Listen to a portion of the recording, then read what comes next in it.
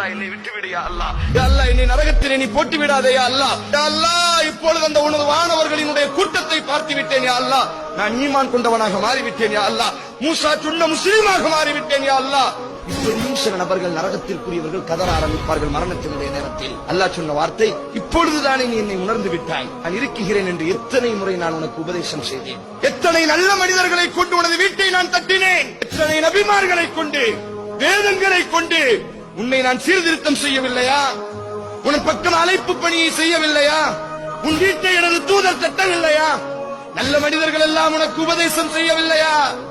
செய்த அவகாசத்தை எல்லாம் பாவத்திற்காக வேண்டி பயன்படுத்தி விட்டு நான் இருக்கிறேன் என்று பார்த்ததற்கு பிறகு நீ திருந்துகிறாயே, உனது வாயில் நான் மண்ணை போடுகிறேன் என்பதாக நரகத்திற்குரியவனாக அல்லாஹ் இழுத்துச் சென்றான் என்று